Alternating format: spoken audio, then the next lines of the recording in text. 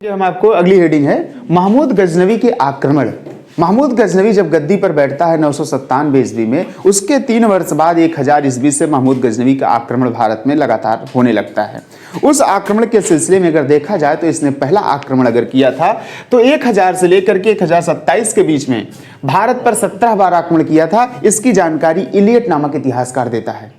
Elliot अंग्रेजी इतिहासकार है। ये बताता है कि 1000 से लेकर के 1027 के बीच भारत पर महमूद गजनवी ने 17 बार अभियान किया या 17 बार आक्रमण किया। और आक्रमण करने के संदर्भ में अगर देखा जाए तो सबसे प्रथम आक्रमण या सर्वप्रथम आक्रमण अगर इसने 1000 ईस्वी में सीमावर्ती क्षेत्र में किया, जो सिंध और पंजाब का जो उस समय का क्षेत्र था, जो पाकिस्तान का पंजाब है या सिंध क्षेत्र है, उसको सीमावर्ती क्षेत्र बोलते थे। उस पंजाब और सिंध के सीमावर्ती क्षेत्र में 1000 ईस्वी में सबसे पहला आक्रमण इसने किया। ठीक, उसके बाद सबसे प्रसिद्ध आक्रमण इसका 1025 में माना जाता है। 1025 जो सोमनाथ के मंदिर गुजरात कठियावाड़ में स्थित है, वह बहुत प्रसिद्ध मंदिर था, बहुत धनी मंदिर था। उस मंदिर में बहुत ज्यादा खजाना हुआ करता था, बहुत ज्यादा वहां पे धन दौलत होती थी और बहुत विशाल था, प्रसिद्ध था। इसलिए वहां पर क्या हुआ, धार्मिक और आर्थिक उद्देश्य से वहां पर आक्रमण किया और वह आक्रमण इसका बहुत सफल माना जाता है। वहां के पुजारी, वहां के शासक, वहां के लोगों ने रक्षा करने की कोशिश की, लेकिन इसकी विशाल फौज के सामने ये अपने अभियान में सफल रहा और यहां से सबसे ज्यादा मात्रा में धन को लूट करके ले गया। सबसे ज्यादा धन अगर कहीं लूटा गया तो सोमनाथ के मंदिर से इसने लूट करके ले गया था। इसके बाद इसका अंतिम आक्रमण अगर देखा जाए तो 1027 ईस्वी में जाटों के विरुद्ध था। जाटों के विरुद्ध क्यों था? क्योंकि जब ये सोमनाथ के मंदिर से जो तमाम प्रकार के धन दौलत को लूट करके, यहां तक कि किताबों में मिलता है कि ऊंट खच्चर घोड़ों से लाद करके यहां से ले गया था और भी आसपास के नगर को भी लूटा। उसमें पंडितों को, पुजारियों को, विद्वानों को, शासकों को, जो उस सामने पड़ता था उन सबको हत्या करता और उस नगर को, किले को, मंदिर के आसपास के क्षेत्रों को लूटता। मंदिर में बनी बनाई सोने की मूर्तियां उसको तोड़ता, लूटता। इस तरीके से वहां से बहुत ज्यादा धन जब वापस जा रहा था लेकर के, तो जाटों ने रास्तों में क्या किया, जाटों ने लूट लिया। पूरा नहीं लूटा, कुछ तोड़फोड़ किया, कुछ लूटपाट जरूर की। तो उनको दंडित करने के लिए इसने पुनः आया 1027 में और 1027 में जाटों को चुन चुन करके जहां जहां उसका सामान लूटा गया था उस एरिया को चुन चुन करके तहस नहस या नरसंहार करने का काम किया था। इसके बाद अगर देखा जाए तो महमूद गजनवी की मृत्यु 1030 ईस्वी में गजनी में हो जाती है। गजनी में 1030 में इसकी मृत्यु हो जाती है। उसके मृत्यु के बाद अगर बात करें तो गजनवी का जो साम्राज्य था उसके उत्तराधिकारियों ने, उसके वंशजों ने आगे संभालने का काम किया। उसको हम थोड़ा सा जिक्र करेंगे क्योंकि वो वहां के अफगानिस्तान के इतिहास में, पाकिस्तान के इतिहास में ज्यादा पॉपुलर है। हम लोग बस मृत्यु तक ही ज्यादा पढ़ते हैं जो हमारे सिलेबस में यहाँ तक शामिल है।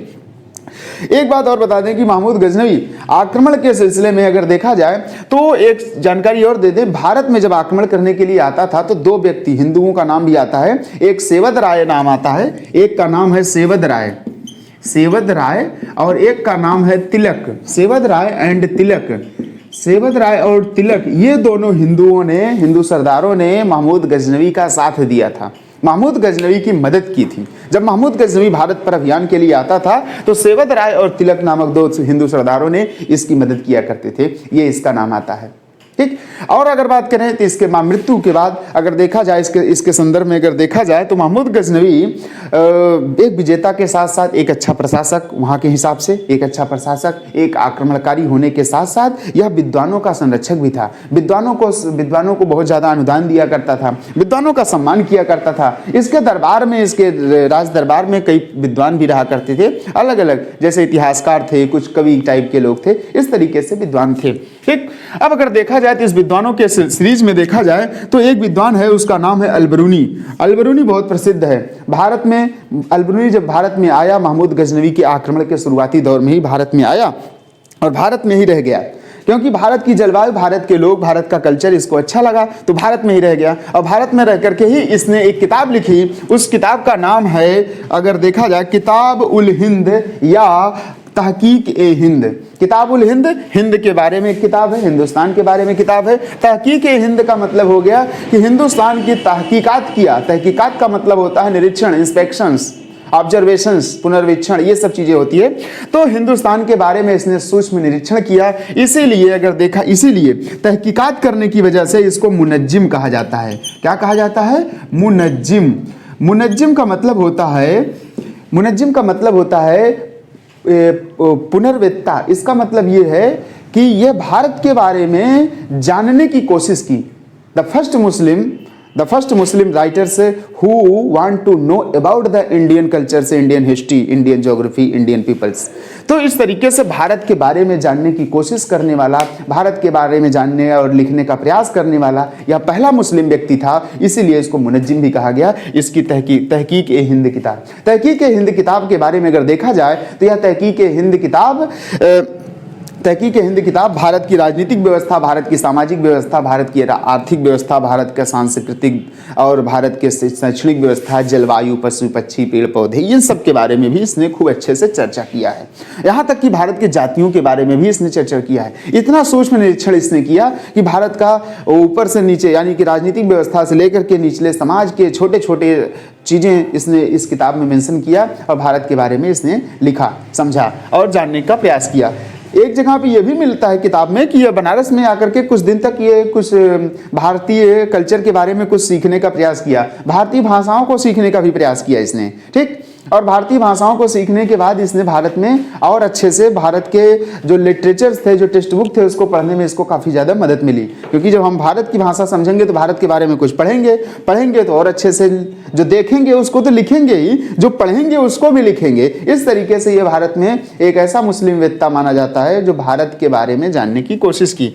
अगर इसका जन्म देखा जाए तो इसका जन्म 973 ईस्वी में मिलता है और इसकी मृत्यु 1038 ईस्वी में भारत में होती है। जन्म इसका कहाँ होता है? जन्म इसका खीवी प्रांत में होता है। खीवी ख्वारिज्म का जो एरिया है, खीवी उज्बेकिस्तान में एक प्रांत था खीवी प्रांत में इसका जन्म होता है।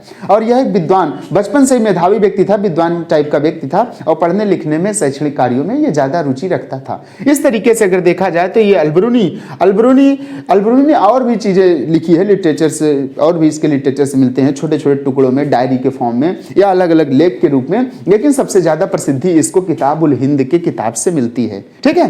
तो इस तरीके से अब हम इसके बाद हम बताते हैं कि अन्य इतिहासकार जो हैं इसके दरबार में कैसे, कौन कौन से विद्वान थे, उनका क्या काम था, उन्होंने कौन कौन से लेखन कार्य किया है, ठीक है। तो उस पर हम चर्चा करते हैं। देखिए आगे अगले दरबारी कवि की बात करते हैं तो महमूद गजनवी के दरबार में अलबरूनी रहा करता था, जिसने किताबुल हिंद लिखा था। अलबरूनी के बाद अगर बात करें तो अलबरूनी के बाद फिरदौसी नाम का एक प्रसिद्ध राजकवि की चर्चा होती है कि महमूद गजनवी के राज दरबार में फिरदौसी नाम का एक बहुत बड़ा विद्वान रहा करता था और इसको पूर्व का होमर कहा जाता है। होमर का मतलब है कि होमर एक बहुत बड़े साहित्यकार थे, कहाँ के? यूरोपियन देशों के।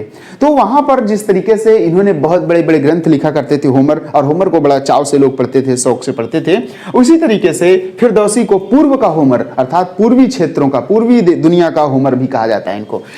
फिरदौसी को फारसी भाषा का संस्थापक भी कहा जाता है, क्योंकि फारसी भाषा जो टूटी फूटी फारसी भाषा थी, बिखरी हुई फारसी भाषा थी, सिस्टमेटिक तरीके से लेखन और पठन कार्य में इस्तेमाल नहीं होती थी, उसको इन्होंने सिस्टमेटिक तरीके से लिखने और पढ़ने का काम किया। इस तरीके से इनको फारसी भाषा का संस्थापक भी फिरदौसी को माना जाता है। फिरदौसी की सबसे बड़ी उपलब्धि यह है कि शाहनामा ग्रंथ की रचना की। शाहनामा ग्रंथ को अफगानिस्तान का महाभारत कहा जाता है। इसमें अगर देखा जाए तो महमूद गजनवी के प्रशंसा के छंद भरे पड़े हुए हैं।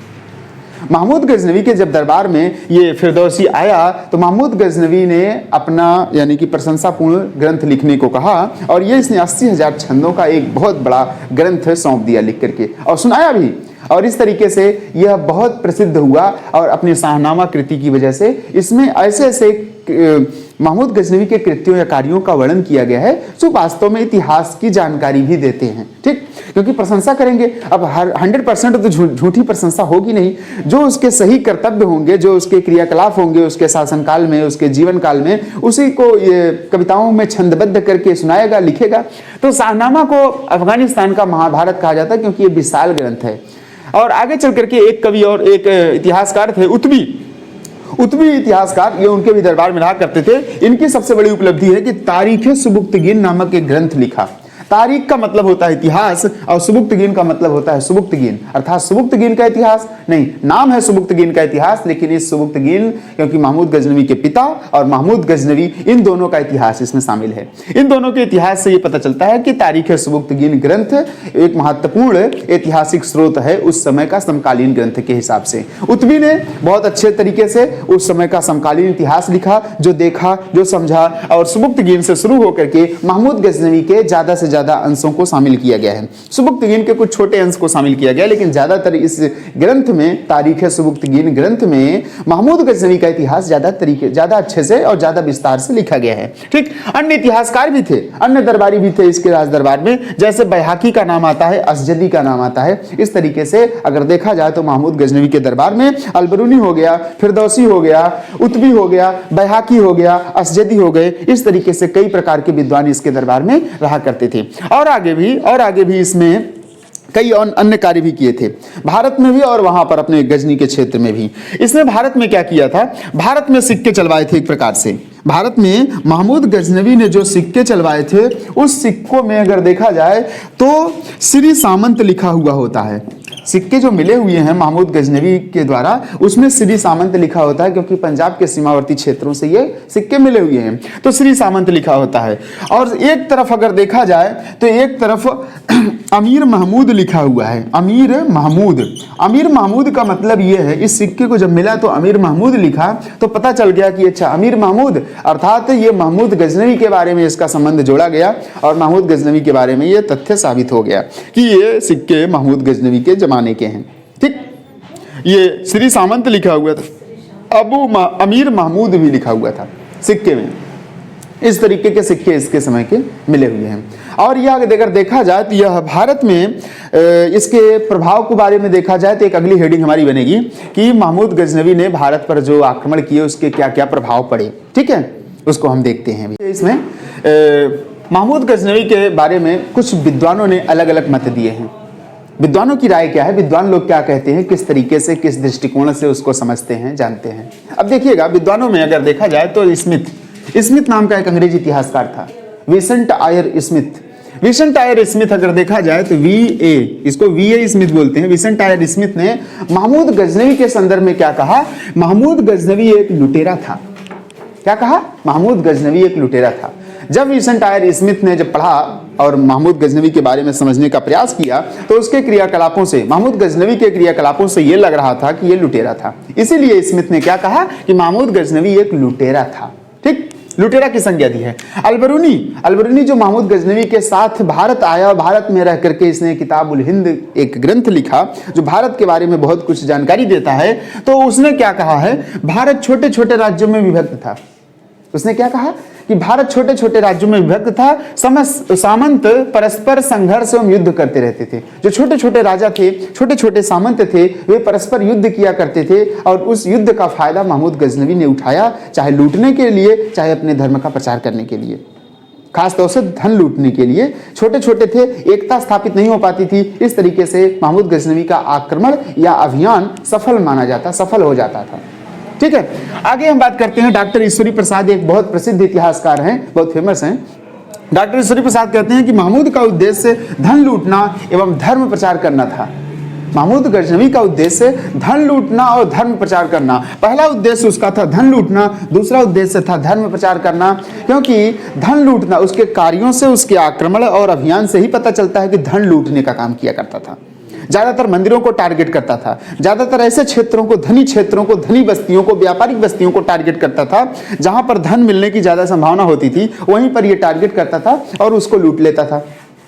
और दूसरा है धर्म प्रचार करना। धर्म प्रचार करने के बारे में अगर बात करें तो एक शब्द आता है बुतकिसन और एक शब्द आता है जिहाद। महमूद गजनवी ने अपने अभियान में इन शब्दों का इस्तेमाल खूब किया करता था, या इतिहासकार भी करते हैं।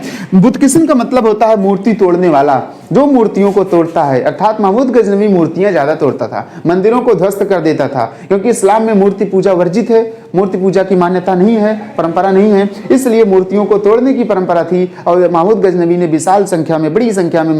जिहाद की बात करते हैं तो जिहाद का मतलब होता है धर्म युद्ध। जिहाद का मतलब क्या होता है, जिहाद का मतलब होता है धर्म युद्ध। और धर्म युद्ध